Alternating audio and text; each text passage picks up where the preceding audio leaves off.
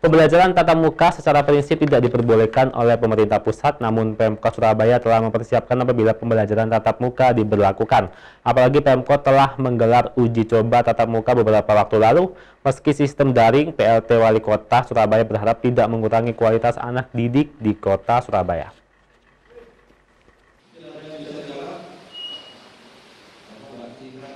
Dengan pembelajaran sistem daring, diharapkan tidak mengurangi kualitas anak didik di Kota Surabaya. PLT Wali Kota Surabaya, Wisnu Saktibuana mengatakan, untuk selalu melibatkan komite sekolah, wali murid, dan guru untuk ikut berperan aktif melihat anak didik agar bisa berkembang lebih baik. Sementara untuk melakukan proses pembelajaran tatap muka, Wisnu menjelaskan harus ada persetujuan dari wali murid. Dari data yang ada, jumlah wali murid yang setuju untuk pembelajaran tatap muka sangat kecil. Untuk SMP hanya 9% wali murid yang setuju, sedangkan untuk sekolah dasar sekitar 5%. Sehingga untuk pembelajaran tatap muka tidak mungkin dilakukan.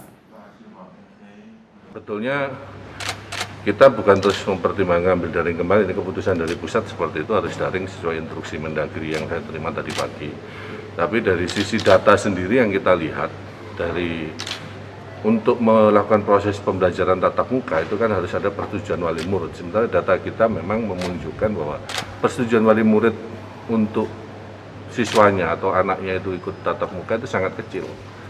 Untuk SMP tadi hanya 9%, SD juga tinggal 5% atau berapa. Nah, ini yang juga tidak memungkinkan harus kita paksa. Tapi kita juga akan membuat konsep nanti kalau misalkan sudah tidak ada instruksi pusat, proses pembelajaran tatap muka itu akan sangat fleksibel kita buat. Bagi yang memang orang tuanya setuju itu bisa tetap tatap muka juga kita siapkan sambil juga menata SDM kita. Nanti ke depan juga harus ada satu step lebih baik lagi lah untuk proses dalam situasi pandemi ini harus kita lakukan. Sementara terkait kuota, Wisnu menjelaskan bahwa sudah ada bantuan dari Kementerian Dalam Negeri.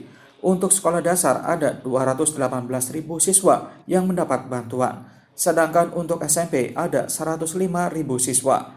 Sementara pembina Persatuan Sarjana Kesehatan Masyarakat Indonesia atau Persakmi Jawa Timur, Esti Ningtyas Nugraini mengatakan, jika pembelajaran tatap muka dilakukan, harus disesuaikan dengan kebutuhan penyelenggaraan yang aman.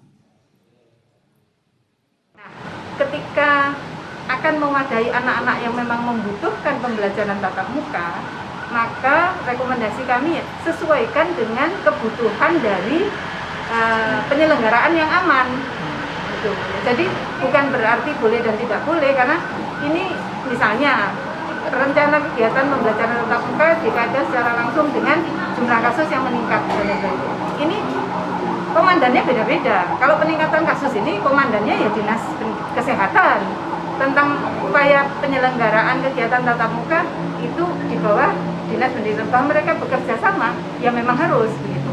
Tapi yang perlu dipertimbangkan adalah ketika rencana ini dan rencana untuk pembelajaran tatap muka itu tidak boleh ditinggalkan juga, walaupun situasinya mungkin sekarang karena akan ada pemberlakuan PSBB, mungkin kan ini akan tertunda pasti, karena setidaknya setelah selesai PSBB baru akan dipikirkan lagi kan seperti itu. Nyoman Stadi, Surabaya TV.